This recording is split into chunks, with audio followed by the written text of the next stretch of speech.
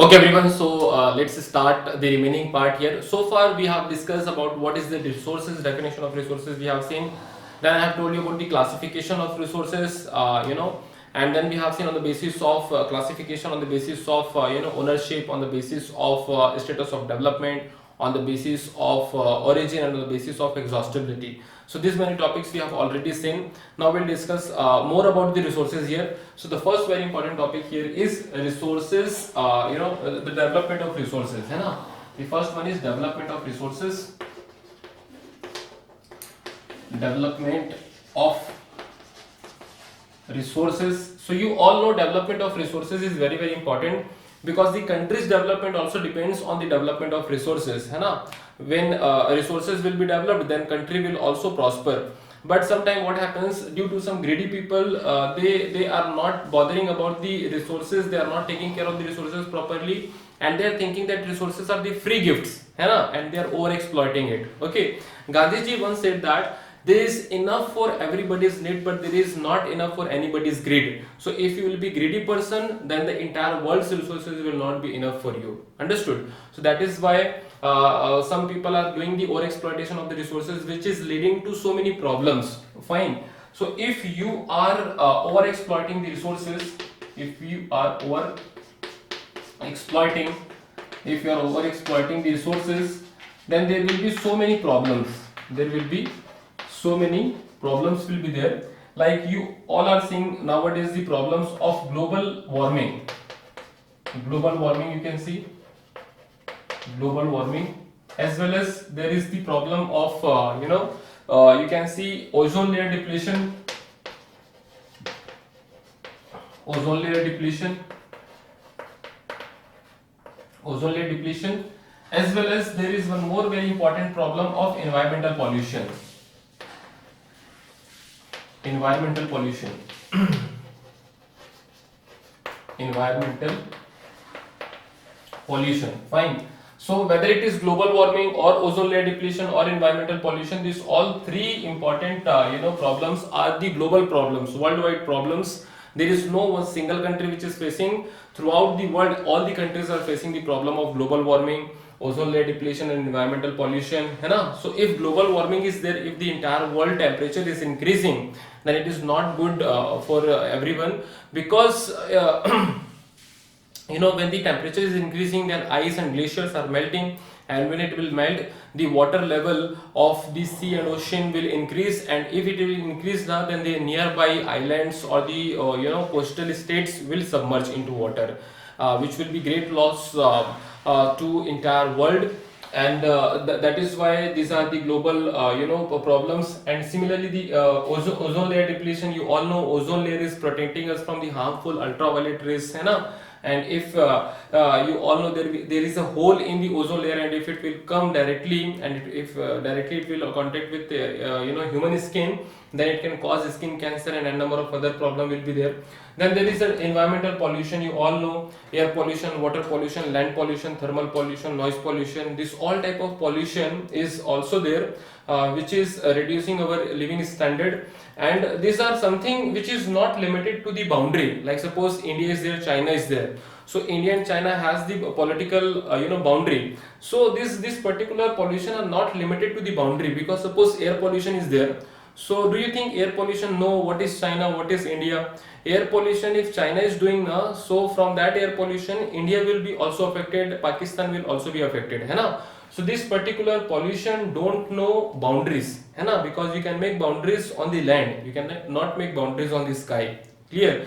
So that is why this all particular problems are the global problems, है ना? And we have to take it very nicely. And if apart from this, if all the resources will be used by some individuals, and if all the resources will be in the hand of few individuals, then the entire society will be dividing into two parts, that is rich and poor. The rich will be extremely rich and the poor will be extremely poor, which is not at all good for any society, है ना? So this is also something which is very important. After that, the next very important thing that I just wanted to discuss with you all, I hope these 2 points are clear to all of you, that is development of resources and over exploitation of the resources. Fine. So to conserve our present generation from over exploiting the resources, there is one solution, है ना. So what is the solution? Solution is sustainable development. What is the solution? Sustainable development. This is the solution. Fine. Sustainable development. Now we'll see what is sustainable development and how we can use it. Okay. So sustainable development means doing the development carefully so that the present generation requirement will be also fulfilled without compromising the needs and requirement of the future generation. है ना? So once again I am repeating, this sustainable word means itself that can use for a long period of time, है ना? Sustaining. So what is the meaning of sustaining or the sustain? So sustain means that you can use it for a very long period of time, है ना? So sustainable development means doing the development but not at the cost of environment, and doing the development in such a way that the present generation's requirement will also be fulfilled and you will not compromise with the needs and requirement of the future generation. So in that way you will do the development, so that development will be called as sustainable development, है ना? And for achieving this sustainable development, the entire world has did the first Earth Summit, the first international Earth Summit, which took place in Rio de Janeiro, that is in Brazil, you all know, है ना? That in 1992. Okay, so let's discuss about that particular summit. So in 1992, the first international Earth Summit took place. First international Earth Summit. Earth Summit took place, that is in Rio de Janeiro, that is in Brazil. Okay, Rio de Janeiro in Brazil. In this first international Earth Summit, around 100 representative from 100 countries have participated. Representatives from 100 countries have participated, and basically these countries have given concern on two particular things. The first one is environmental protection. That yes, we want to protect the environment, है ना? Environmental protection. And the second one is socio-economic development.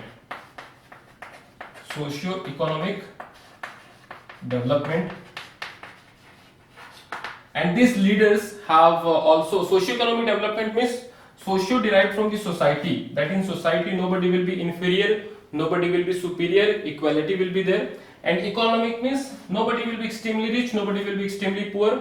The economic development and benefit will be equally distributed to each and every individual in a country, है ना? So that is the socio-economic development. Inclusive, है ना? You have to take all together and then you have to do the development. So that inclusive development, economic and social development is the target here.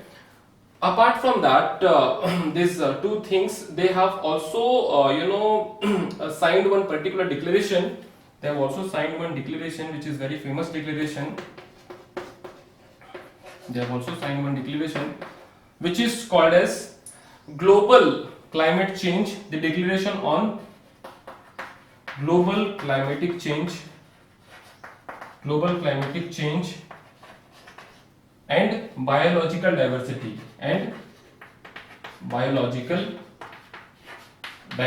Okay, global climatic change and biological diversity. So this is the declaration that this representative from 100 countries have signed this particular declaration, and they have also came up with one very unique agenda, that is Agenda 21.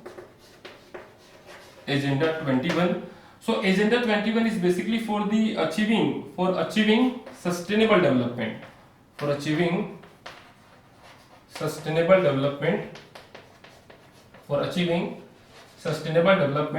In 21st century, है ना? In which century? 21st century.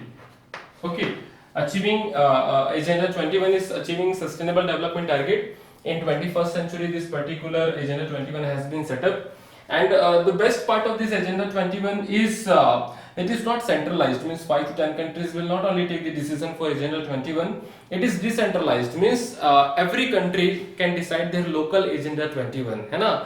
For example, this Agenda 21 basically focusing on few things like like poverty, disease. Okay, poverty, disease, as well as the environmental damage that we all can see. Environmental damage. So these are two basic concerns, but apart from that, some any other particular local issues will be there, that also you can take into your consideration under the local agenda 21. Especially in case of India, we have the problem of Maowadis, Naxalites, है ना? We have the problem of poverty, we have the problem of health issues, education. So this also we can take under the agenda 21. I hope this is clear to all of you. This agenda 21 has been signed by the world leaders at the United Nations Conference on Environment and Development, है ना? So once again I'm writing here, this has been signed in United Nations Conference on Environment and Development. Okay, so this is UNCED, it is called as. Fine. So I hope till here picture is completely clear. Now after this, so far what we have seen, what is the development of resource, what is the over exploitation of resource, and what are the problem associated with it, what can be the solution, that is sustainable development, है ना? And this within the sustainable development we have seen first International Earth Summit that took place in Rio de Janeiro, that is in Brazil, and then we have also seen that this agenda 21 in detail. Fine.